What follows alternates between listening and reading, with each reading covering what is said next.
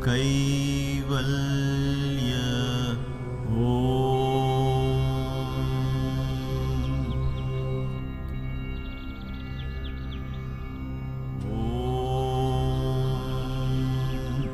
Clean Kaivalya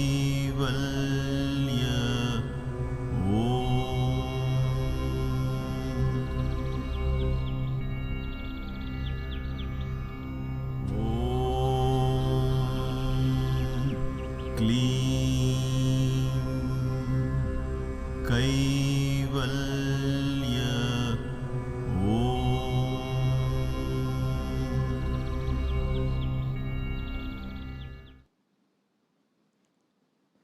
Namaste and welcome to Kaivalya Yoga Gurukulam or KYG for this Kaivalya Marga class, or as we know as KM class in Vayu element. I'm hoping this will be the concluding section of the Vayu element at this point in time, because then we'll move on to the space element. Please know that all of these elements, we have just scratched the surface. I've opened the doors for you to think of on all different directions how we can strengthen, balance, harmonize each of these elements in our body and thus connect to the elements outside. Once we get that in place in principle and begin to live a life where the fire element is taken care of from food point of view, the water element, the earth element, the air element, and so on, food, exercise, spiritual practices, and we talk about the space element where we talk of sound and vibration. So all of this, when we begin to piece them together, then we will revisit these and take it to a deeper level if the divine wills and if there are scriptures that help us. Because there are certain scriptures dedicated, which is fascinating. But at this point, it will be merely an intellectual study, but we don't want to do that. We'll revisit these at a much later date. Welcome to the class. Today's class is another practical class with demonstrations, again helping you, educating you, opening your mind to how yoga is such a broad aspect of practice, unlike what we understand today in modern terms. But as always, this is mindful learning. I practice these, I enter these zones, if you will, with great reverence and mindfulness because it helps up shaping and building this temple in which the divine resides. And therefore, let us all begin with chanting of the 3 Oms. As we chant the Oms, let us take our minds and spirits to the place where all of this began thousands of years ago in a portal that we today know as Sri Kalahasti. Let's do the Oms.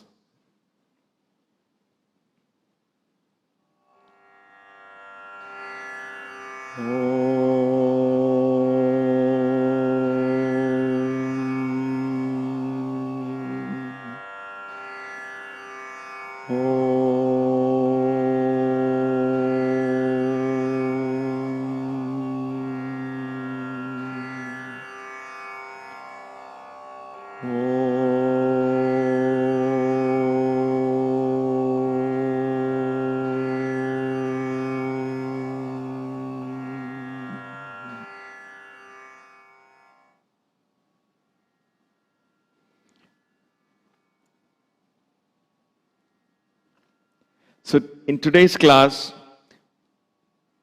I want to talk about a very dynamic aspect of the Vayu element. In mudras, we went into a very subtle part of it, right? Mudras for meditation and so on. There is another part of Vayu that builds aerobic capacity in the body, that brings about strength in the body, that conditions, trains, disciplines, shapes, chisels the body, if you will. If there are any other words which are synonyms to this, just feel free to add them on in your mental dictionary. Because when we think of Vayu, we think of just one person, one being, if you will, that is gifted to us again by the sages. This one being is Hanuman. Hanuman was a Vanara. Many, many years ago, this is a whole different level of species that don't exist today. Half man, half monkey, or perhaps Superman. I don't know how we want to name it because we have no reference at this point. Nara means man, Vanara. We understand today as monkey, but this is not, it's not monkey. It is the strength of a gorilla with the intelligence and creativity of man. There was a species like that. And so Hanuman, I say there was because this is not Purana. This was recorded in Indian history. And so they existed. And one stark example of evolution at its very heights was when this Vanara, mighty Vanara, Hanuman, attained enlightenment through devotion, through service. He was a yogi. He was mighty. He was powerful. He was strong. He was agile. Everything about him is something you and I can only dream of. The perfect body. And so he is considered to be Chiranjeevi. He is there now in a dimension waiting to guide us and bless us. Because his role was not to seek liberation, but to continue serving. So there are energies like these, deities like these, or gods like these, who are in a particular dimension. And if you tune into them, they see your discipline and they see your yearning to be instruments of God. I have no doubt that they come and bless and guide. So when we think of Vayu, we cannot ignore this mighty energy of Hanuman. There is a school of thought that believes Hanuman was a descendant, an incarnation, if you will, of Shiva himself. In other words, the highest consciousness finally found its place in that body that we know as Hanuman. Hanuman also earned the title Maruti. Maruti means that which is born of wind. Why wind of all the things? Why couldn't it be born of earth? Because he was strong, solid like a mountain. Among all the elements, it is the wind that not only brings life into a body through breath, as we understand, right? We can live without water for a few days. We can live without food for weeks or even months. But we cannot live without air for a few minutes. That in itself explains that. We can live in extreme cold climates without fire also for a while. But without breath, we just cannot live. So breath is not only vital, it not only brings life into the body or maintains life, but along with it, breath becomes a vehicle for prana to come in, and that prana brings in tremendous strength to the body. Prana is also absorbed from the other elements. From the earth element, we do absorb prana. But it is not very easy to do so. From the water element, we do absorb prana. But again, that absorption of that prana is very subtle. From the fire element, in other words, food, we do absorb prana. But when we absorb prana from the breath, it is almost immediately conceivable. At any point, I can tune into the breath and feel, we call it oxygen today, and oxygen is one means, but in the breath, the inhalation brings in vitality, strength, and life force, and that same life force carries all the toxins, releases it back into the universe.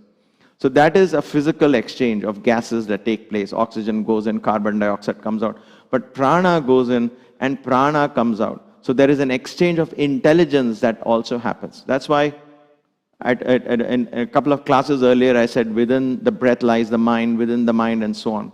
So we won't go into that part right now.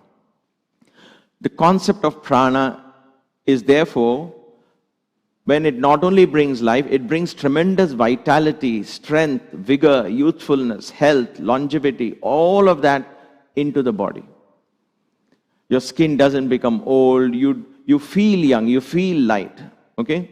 All of this happens when one is 100% tuned into that kind of lifestyle. Hanuman was the perfect embodiment of that. There are others too in Indian history, ancient history as I would call it. But Hanuman is a perfect example because there was wisdom also there. So when we think of Hanuman and Vayu, we cannot eliminate the dynamic nature of Vayu. Vayu in action. That is Vayu for meditation, right? There is also Vayu for action, where it brings strength.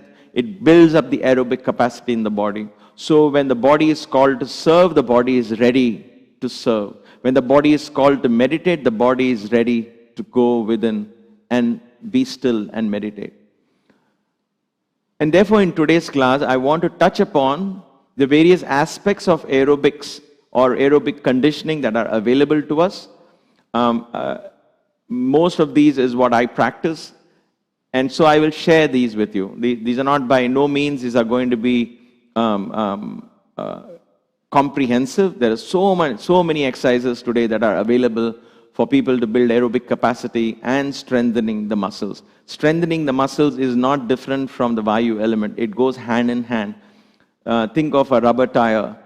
The rubber tire gets its strength. It can carry tons above it. Why? Because it is filled with air. So air in the tire builds strength. So it's the same thing with a lifeboat, right? Anything that saves you from drowning. You may be extremely heavy, but a simple life jacket saves you. Why? Because you feel air, and air keeps you afloat. So air has that unique quality to lighten us. So as long as the lungs are you're able to breathe in and out nicely, and the lungs are kept healthy, then for the greatest part, a lot of toxins are automatically eliminated from the body, and the body regains its strength and composure. But just simply breathing and holding mudras is not going to bring us health, as much as we would like to. So let me show you the other things. The first thing that I would like to show you was a short video I took a few minutes ago, and that is the aerobic capacity that we build while we go walking or jogging or running.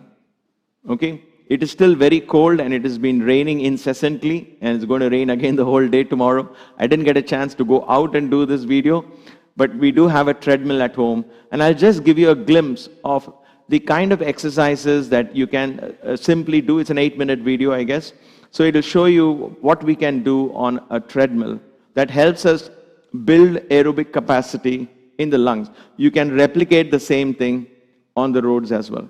Before we start this video, as a first step, before we start this, as you're watching, if you have any questions, please do text in the comment section, in the chat section, because Maya's got a mic today, and we'll see if there is something I can help out. We'll see if this interactive element works, and then we carry out throughout our KM classes in the future as well. So we'll see how that goes. So if you have any questions with regard to specifically what we are talking about, don't ask anything from the previous classes. We'll go out of scope. So let's watch the treadmill. There's nothing new, but I just wanted to cover these as part of the Vayu element. So there you go.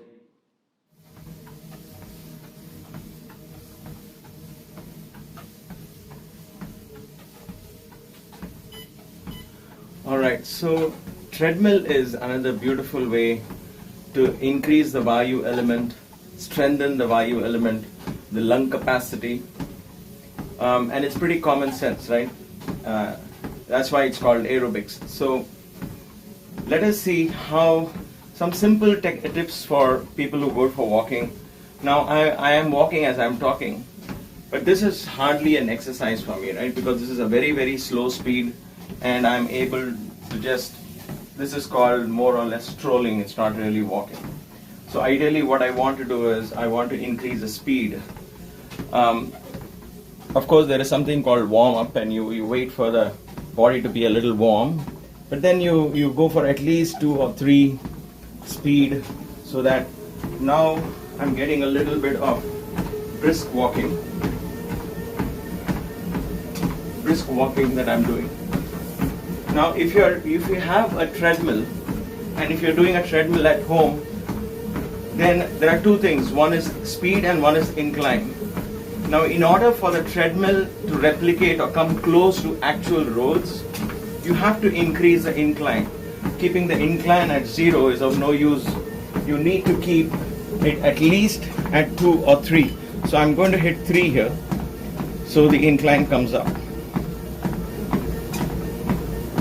All right. So when there is incline and there is speed, now you're getting your heart rate slightly up. Now the speed like this, as I'm walking, I'm able to hold a conversation. I am very slightly breathless. I'm not so breathless that I'm unable to talk, because that becomes unaerobic. But this is a perfect way to build lung capacity. A simple thing. I'm talking to an average person who has a basic decent health, who's looking to lose weight, for example, or just build aerobic capacity on a treadmill. Then increase it at least to 2 or 3, the incline, and the speed at least 2 or 3. And at 3, so I'm at 3 incline and at 3 speed. And I can keep talking, I can keep walking. I get my 5,000 steps a day because I do about half an hour of this. I get 3,000 steps on the treadmill and 2,000 steps outside the treadmill. Okay, so this is one variation of the treadmill. The other one is where you go for sprints. Now, maintaining this incline or just reducing it by 1, maybe keeping it at incline 2, I increase the speed, sprint for a little bit for 10-15 seconds and then come down slowly. So what I'll do from here is I will straight away take the speed to 7. So it's going to make me not really sprinting, because I want to also talk, but this is where you test your aerobic capacity. So you sprint for about 10-15 seconds, like so.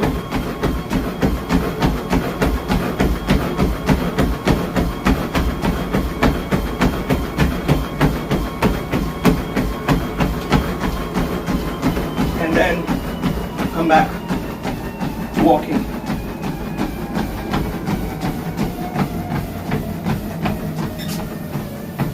Then I come back to walking. So now I increase my heart rate, and then now I'm resting it. Coming back to the same old 3 speed. I'm still at incline 2. I take rest. Maybe about 30 seconds or so, my heart rate went up to 165, 170. Not too bad. So this combination of sprint and walking, and then sprinting not jogging, right, is a great way. So now that I've got some breath in, once again I hit the speed button, and then I go back to running.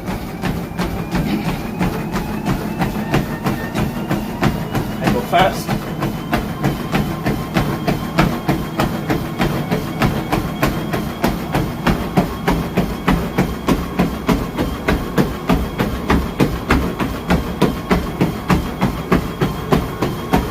Then 15 seconds of this.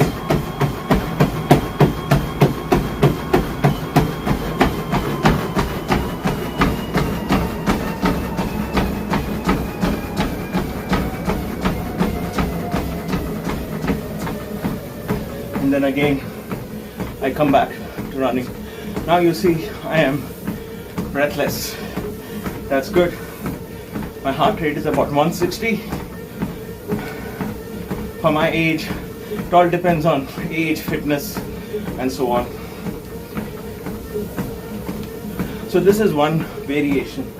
The other one, where you want to burn fat from the body.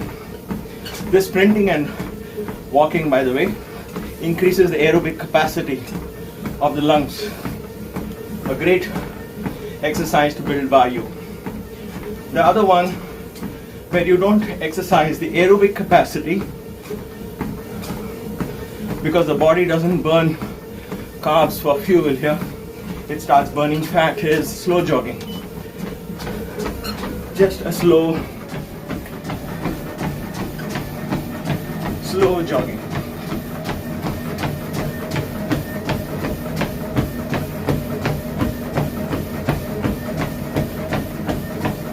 In slow jogging,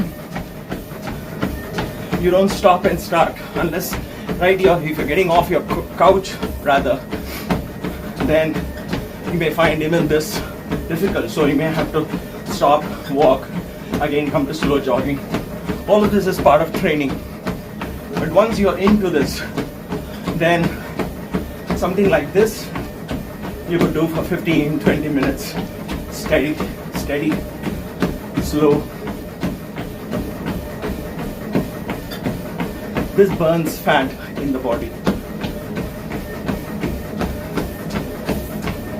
And then when you're done, you come back. All right.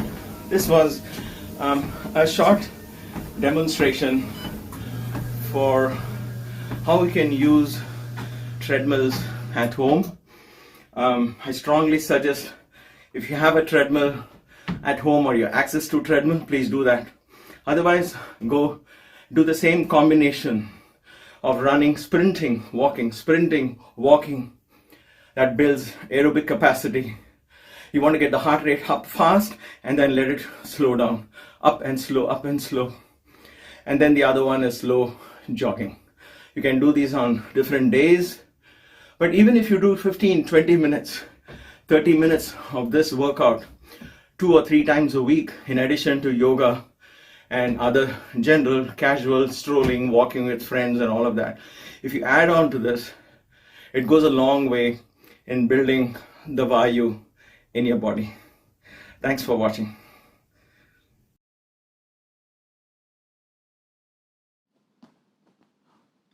So I hope you found that useful. Like I said, you probably knew all of this, but I just wanted to put it out there and make sure we cover things. There is one more thing that struck me as I was watching this video, is climbing stairs. Climbing stairs is again a very, very, very good exercise for not only the heart, but the chest. I mean, they all go together. Don't isolate them separately. When your heart beat goes up, when you increase your heart rate, which you must, and I'll come to that in a few seconds. But then when you do that, you're also breathing heavily. That means you're exercising the aerobic capacity. Okay? Climbing stairs is a wonderful thing that we can do on an everyday basis. At least climb 2 or 3 stairs, 2 or 3 stories, at least, at the very, very minimal. So if you're going to office and your office is 3 stories, 3 floors up, 4 floors up, try and take the stairs instead of the elevator. And you will see it will make a big difference. Yeah, first 2 days, 3 days of the first week will be difficult because your muscles will ache, your thighs will ache, your backs might ache. But then it goes a long way, and very soon you will be able to cover that distance just like that. Right? Then you take 2 steps at a time and so on. So, just before we started KYG, I used to run the staircase. We would do races, and here there are very tall buildings, so there are races going up 36 floors and so on. So it's really fun when you train for that, because training is part of that, right? On the final day, you do 36 floors, but when you're training, you're going to be training 10, 20, 25, 30, then come back to 10, and so on. So climbing stairs is, again, a very good thing. So there are staircase machines in the gym, or if you just have access to a tall building nearby, just take the staircase, go up and down. So I think there is a question, so let's see what that is. Okay. Do we need to hold mild Uddiyana Bandha to get the best effect? The question is whether we need to hold the mild Uddiyana Bandha, and the question, not right away. I think Uddiyana Bandha, if it happens naturally, let it be. But some of these are so dynamic in nature that you want to focus on doing the correct technique rather than holding the bandha. The bandha is, it's like the icing on the cake. It comes towards the very end. If you have been running for, let's say, 5 years, now I'll say, all right, start focusing on how many breaths in, how many breaths out, how you can regulate that, and then apply bandha and all of that. That comes much later. But if you're not been running for 2, 3, 4 years or 5 years, if you're starting new, don't add all of this together. It becomes very complicated, and you will be neither here nor there. You want to first breathe heavily, first get the air flowing. When the fat burns out, automatically the stomach will be pulled in. There is really no way you're going to be breathing in and out from the stomach. It will happen very naturally. So good question though. All right, so let's continue. So these are some of the things that you can do. Now, there will be questions, I know, in your mind, perhaps not now, but can come later, is running or jogging outside versus treadmill. The reason why we have a treadmill at home is simply because it gets too cold in the winters for us to go jogging. The roads form ice, it becomes absolutely impossible. Some 2 months in the year, from Jan to March. Even now it's cold, but this cold is good. If it's 5 degrees, 2 degrees centigrade and all, it's nice to run. That's a different matter. But what if it's raining and so on? What happens is our regularity becomes compromised. And therefore, we use a treadmill. Now, when I go to India, I find running on the streets almost impossible, because either there are street dogs chasing you, or the pollution from the cars really make me sick at the end of the run. So there again, I would prefer a treadmill. When you have the benefit of a treadmill, why risk? So weighing the pros and cons, I would choose treadmill to running outside. But then there is the magic of running outside. You have nature, and so if you have access to a nice playground where you're not running into vehicles, or access to a road which is quiet in the early mornings, then yes, of course, choose running outside, or walking outside, or jogging outside. The second one is, people tell me many times, I go walking regularly. That's a good thing, right? So what is the catch there? The catch is, they say this: I go walking regularly, I have a fixed routine, I go around my community block, I enjoy it, I go 3 times, I'm doing 2 miles, I'm happy. Now that should be good, right? Well, only to some extent. Why? Because after a while, the slope in the road, everything the body gets used to, and the body achieves what is called a plateau. You will not proceed or progress if you are doing the same thing again and again and again and again and again. You have to challenge the body. You have to take a different route. You have to make sure the roads go up and down, so you're climbing up, going down, and all of that. So you have to go to different places and do these walks. You can't do the very same thing. That's why even in a treadmill, when I do half an hour workout, I increase the incline, then I decrease it. I surprise myself. I don't plan it. I just say, all right, let's go up. And then I watch my heart rate. If it goes really to near the max, then I bring it down. I walk. And then it's like a real road. I create that scenario. So the body is always in a state of alertness. Surprise element builds the body and brings strength. So don't get into that plateau and saying, I'm doing my routine, I'm happy. You'll enter a plateau, and then your body won't progress. You won't lose weight, or you won't gain more aerobic capacity. Nothing will happen. That's why I say, do walking one day, do staircase climbing one day, things like that. Then you are challenging the body. The last thing that one normally asks questions in when it comes to running, walking, jogging, or going uphill and all of that is, what about joints? It works, what is the effect on the joints? There is wear and tear on the knees and the back and ankles. So my response to that is, the wear and tear on knees, the wear and tear on your ankles, the wear and tear on your lower back, and all of that comes, I will address this for people who are training for marathons, 26 miles.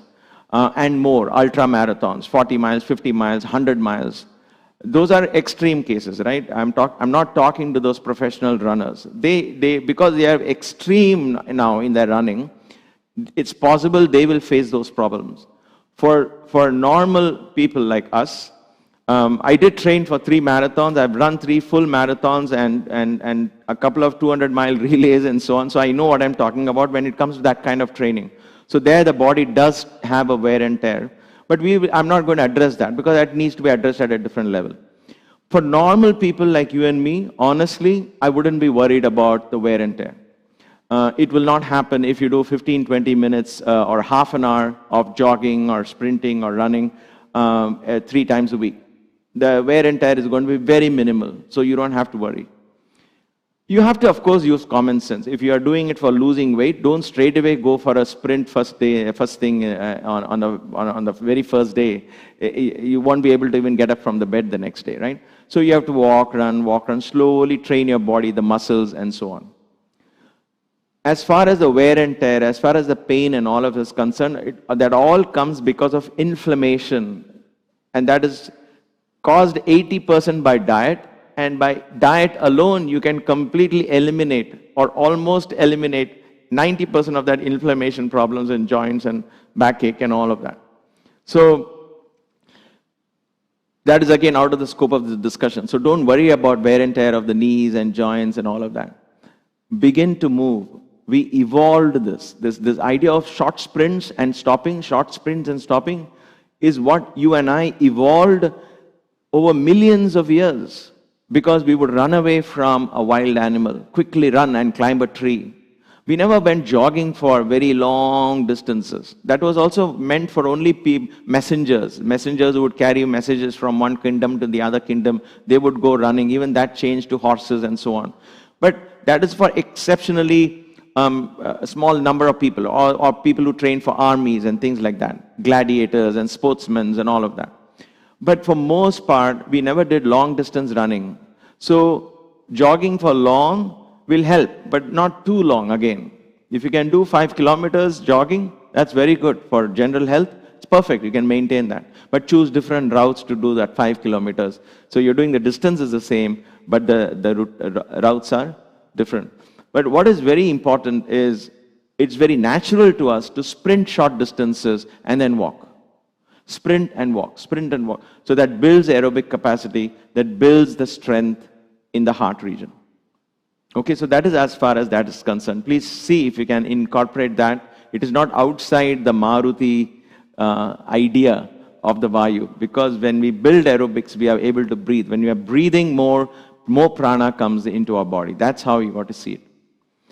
And before I move to the next topic, please don't come back after a run and go ahead and gorge on a big glass of coconut water or a big glass of fruit juice or something. Please avoid any of those sweet drinks completely. All you need is water. You can squeeze lemon in it and put salt, Himalayan rock salt.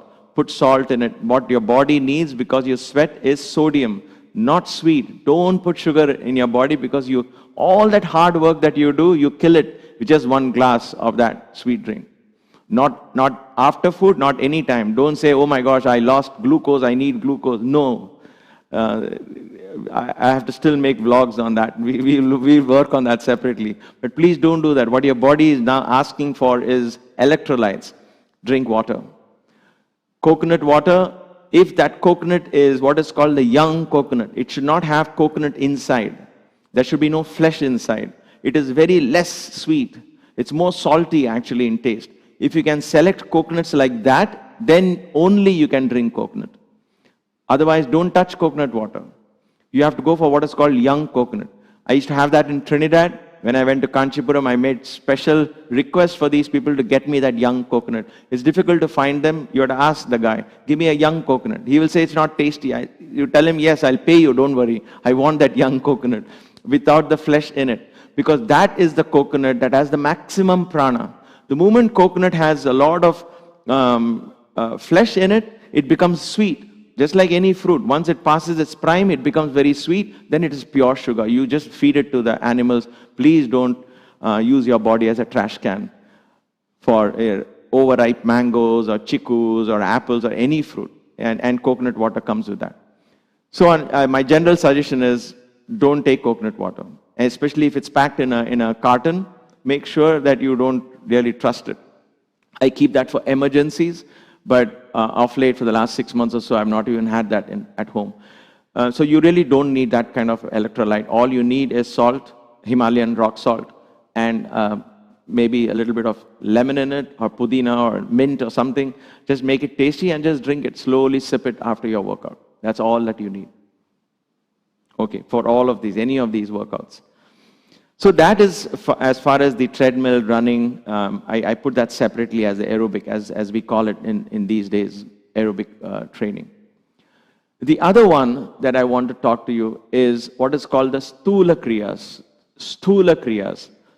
Kriyas are basically, kriyas comes from the word karma. Kriyas means action, action oriented. Anything that is kriyas becomes action oriented.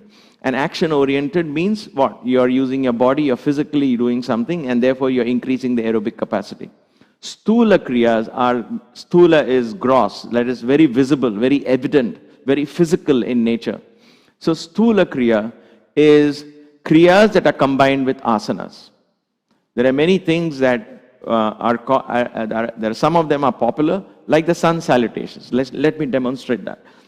Of course, we all know sun salutation. The popular one has 10 steps, but the rarely known, actually, sun has to do with 12 steps. It passes through 12 zodiac signs, and therefore the number 12 is associated with the sun. So you go 1, you inhale, then you 2, you exhale. I have a whole playlist on this. 3, inhale. 4, exhale. 5, inhale. 6, exhale. 7, inhale. 8, exhale. 9, inhale.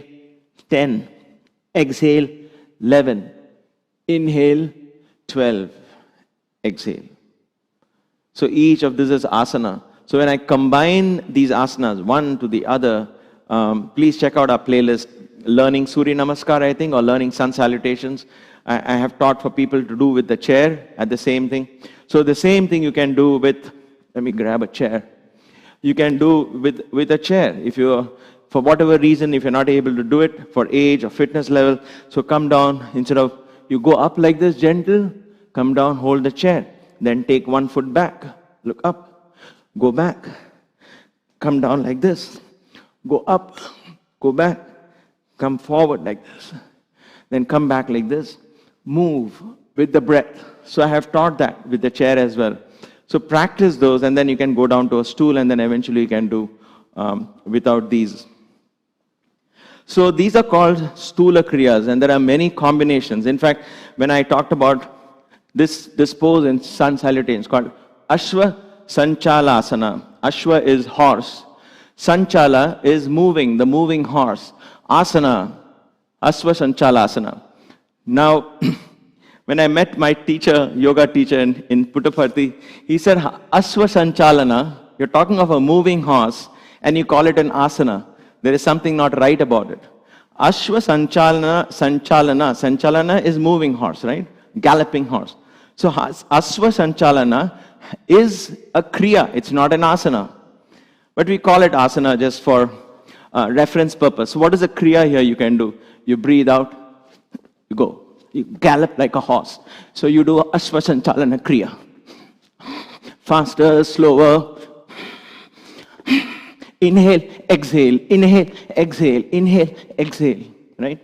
So there are fun kriyas like that. If you are interested, we have a Maruti yoga class that goes on every Thursday. So we do some of these fun movements. Of course, these could intimidate somebody, but we do simpler movements as well. Anyway, so I just want to give you an idea of stula kriyas. So these are stula kriyas. So I can do Paschimottanasana from here, and then I come up, I go halasana, I come back, do Paschimottanasana, I go halasana, come back, Paschimottanasana. So I can do this for 8 or 10 times. So these are all stula kriyas. Very evident, but you're combining it with breath. Exhale, inhale, exhale, inhale. So you're getting into a rhythmic pattern. I just got a text, perhaps an hour ago. This young boy said, I do sun salutations, and I get into a trance-like state as I keep breathing in and out with every step. That's the whole point. The point is to make these a beautiful meditation. Because you become so aware, you're so much in the moment, that all of this begins to help. So there are gentle ones also for stula kriyas, right? Even something as simple as if I stand in Tadasana and I go up like this, I inhale, and I exhale. I inhale, I exhale. So I'm moving, right? A simple exercise. I inhale. Here I can focus on maintaining the bandhas and so on. Okay? So there are many kriyas like these. Then we have something called sukshma kriyas. Sukshma kriyas are subtler kriyas. Now, again, we learnt these in the Hanuman Yagna, and we did 111 days of this as a course. We started from very basics and learned many of these kriyas as part of that 111-day course last year. We started on April 24th, I believe, and we went on till 400 days, August, I guess. We also have that as a separate playlist, only the kriyas, 110 classes, because the first day was just an introduction. So 110 classes, we have that as a playlist. Please use them. It's all available, and there's really no cost involved, because we do that and learn it step by step. To give you a sample of that kriya, we do one of them called Markata kriyas. Markata kriya is simply inhalation, exhalation, inhalation, exhalation. Not this fast, I'm just showing you. Inhalation, exhalation, inhalation, exhalation, inhalation, exhalations, inhalation, exhalation, inhalation, exhalation, inhalation, exhale, inhale, exhale, inhale, exhale, inhale, exhale. 10 movements, one kriya, Markata kriya. Now this is done, you can do as many times as you want. The person who taught me this, again in Puttaparthi, said, I don't know yoga, I don't know anything. He was a very short person. He said, I do 108 of this every day. I'm happy.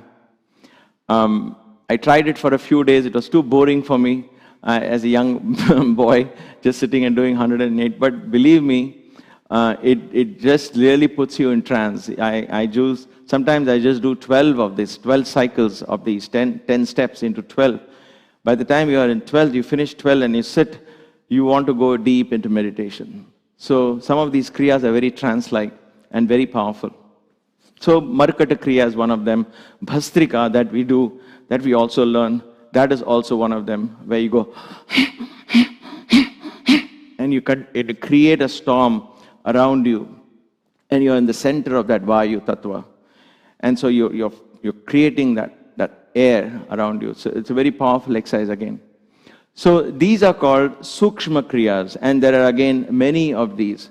A simple alternate nostril breathing that we talked about earlier in this class, and we talked about the simple kriyas. Those are also part of this sukshma kriyas. Okay, when you breathe in only Chandra Bheda and Surya Bheda pranayamas that we talked about, all of that come under the sukshma kriyas. All pranayama exercises come under sukshma kriyas. So you have stula kriya, sukshma kriya. You have running, aerobics and all of that. Now the last one that I want to touch. So this is sukshma kriya, like I said, breathing with light movement. Very light movement. That's why they are sukshma, they are subtle. In fact, if you do something like this, you will see, you will feel the stillness. But actually you're focusing on the movement of the breath. Okay, so it becomes a kriya. In fact, you'll be surprised to know when you go into advanced stages of yoga, kriya or asana, if you find me sitting like this, am I doing a kriya or am I doing an asana? You will not be able to tell. Why? Because then the distinction between kriya and asana is known only to me. How's that? If I focus on the movement of my breath, then I am doing a kriya, because I am moving. Because when the breath moves, the mind is moving, right? What do you think? What do you mean by focusing on the breath? The mind has no form. When it is thinking of the breath or focusing on the breath, it is becoming the breath. It is going in, coming out, right? The mind is moving. So when the mind is moving, how can you say I'm still? So you are in a kriya. So I am doing a kriya. How? Because my mind is now focused on inhalations, exhalations. Then when my mind focuses on bandhas and asana, then I am practicing the asana where I become still. That is how subtle the learning goes. That is how subtle and mindful you become. Appaya, my teacher, when I stood in Tadasana, he said, have you learned to be still? I said, yes. So are you still or are you moving, he asked. And that's when I learned, that day I learned the difference between moving and stillness. It's not about physical alone. My mind, if it is focused on breath, then it is moving. Remember, so that's why pranayama and all, those are means. When you lie finally in Shavasana and practice Yoga Nidra, you begin to watch the body, you begin to watch the breath. Who's the one watching? That one watching becomes the one who's still. Right? So think over that. It's so beautiful. This journey never gets tiring, never gets boring, because there's so much to discover, so many aha moments that we have. The last thing, when I say last, like I said, this is not a comprehensive class, but I just wanted to cover these and put it out there. The last one for strengthening the heart. And of course, by default, it is combined with the Vayu element, because the heart, Vayu, they are all here. So the strengthening of the heart. A very beautiful exercise is called the high intensity interval training. That's a buzzword these days. So I'm just going to use it out there. This was not unknown to our people and yogis. Now you might say, how come these are not part of yoga? This is not part of any scriptures. Why are you connecting these kind of exercises to yoga? I'm not connecting them to yoga, but the lifestyle that these yogis lived 2,000 years ago was part of this. Their everyday life demanded high intensity interval training. They would chop the wood.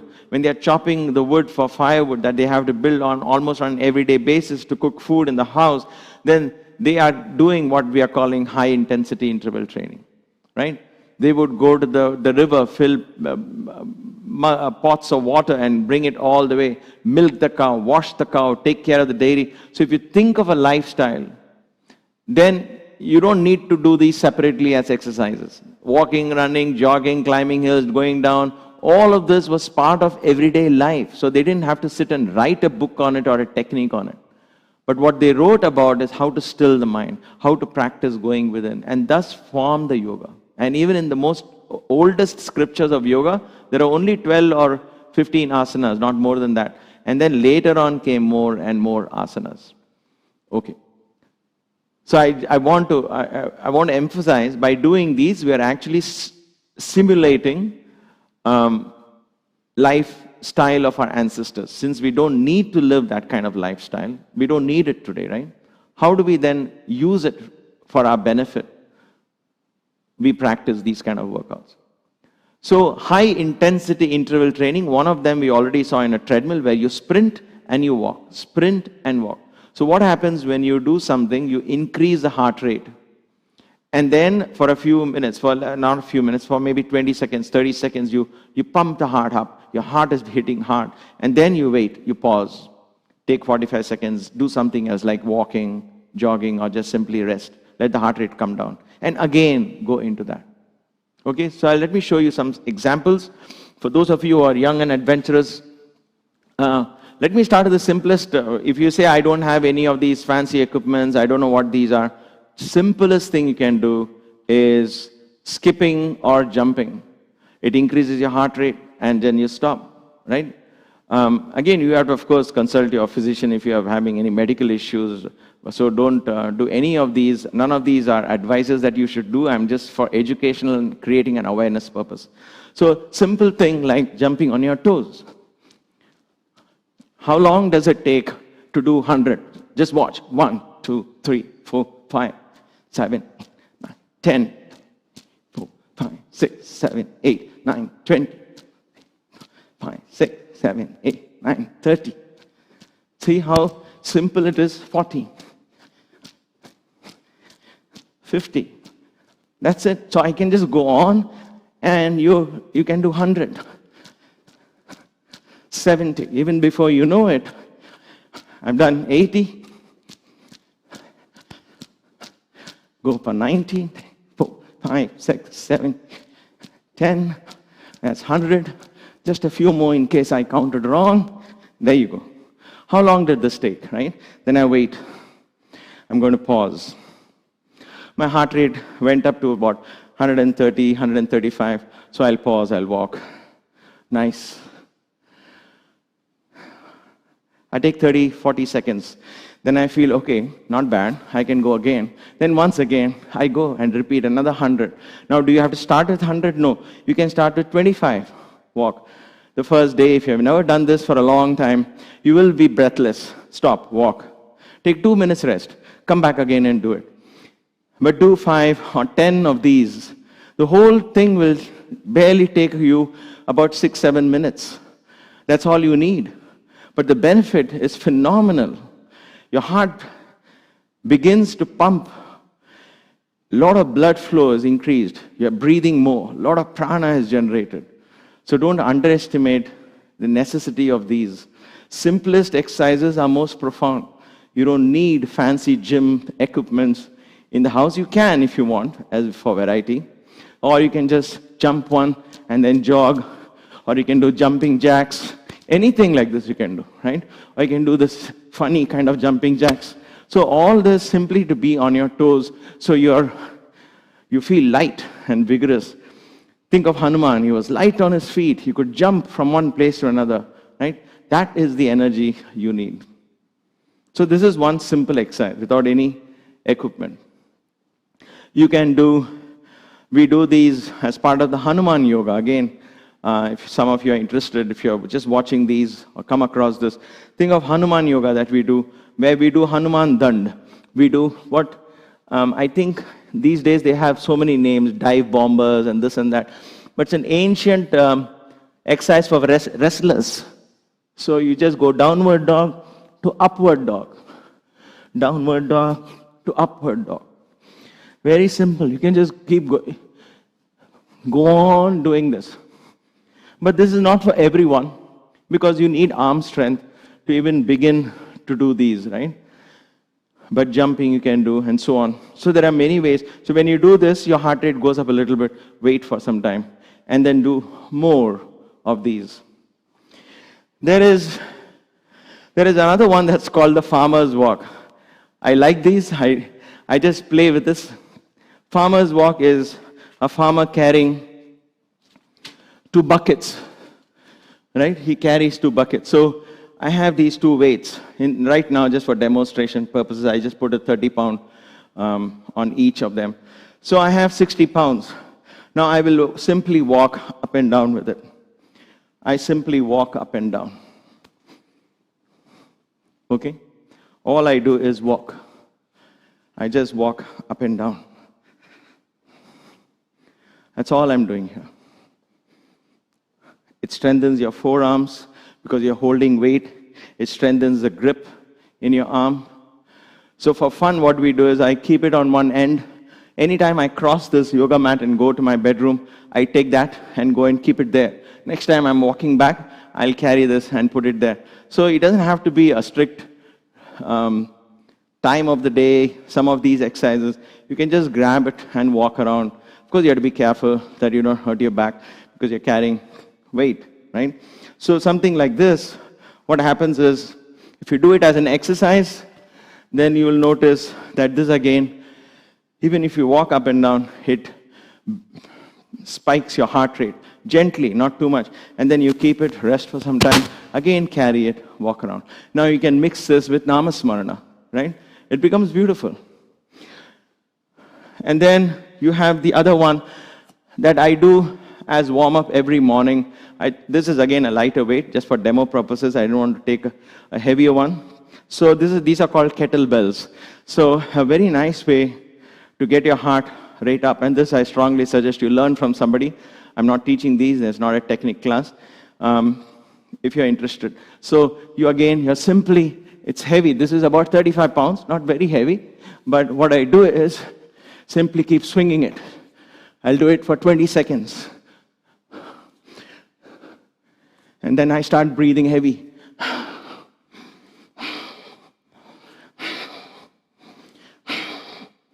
And then I keep it. I wait. Or I walk around. I'll take 40-second break. I let the heart rate come down. Then again, I pick up. And then again, I'll go swinging. And then I wait. Okay? So kettlebells is another excellent workout by itself. It helps you build. So what happens is when you mix and match all of these kind of aerobic workouts, high intensity, interval training. You do that 20 minutes, take a 40-second interval, go up and down. Again, come back, 20 seconds. 20-40 is our guidance. You can do 15, 30, whatever works for you. Think of skipping, think of jumping. Anything that increases your heart rate. So I want to leave you with this question. Ask yourself, what did I do today that increased my heart rate? What did I do today where I was breathing heavy, I could feel my heart pounding? Well, I mean in a good sense. And I just felt good at the end. How long was that? Was it a conscious thing, like climbing the stairs, right? And so keep a mental note of it. And if you pass a day where you didn't do that, then say today just skip a dish or something, and then that way you'll know, okay, I have to earn my food. And that way, I'm just giving you ideas where you become very mindful. Every time you build strength in your heart, remember, you're bringing health into your body. You're helping eliminate toxins because you're breathing heavily, and you're able to expel through your exhalations a lot of toxins. And at the end of the day, you maintain the body in a great condition where it will be able to serve, to help, to guide, not only just yourself, but your family, your community, and so on. And even if you're, however long the life is, long, short, really doesn't matter, but till the last day of your life, you will be on your feet, not depending on someone.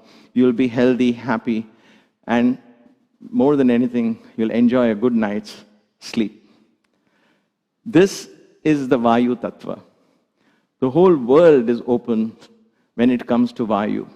There is so much to learn, so much more than learning, so much more to practice. So may the divine energy of Hanuman guide you and me and everyone in this path of yoga. So we learn through Vayu, learn to absorb prana into our body. Exchange with the cosmic prana that is all around us. And may that prana not only bring health, longevity, and life and vitality into the body, but bring along with it this cosmic intelligence.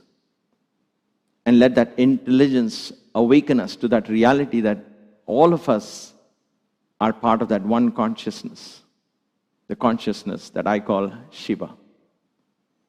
Thank you for joining these classes. From the next class, we shall start with the space element. Let us end this with one Om and three Shantis.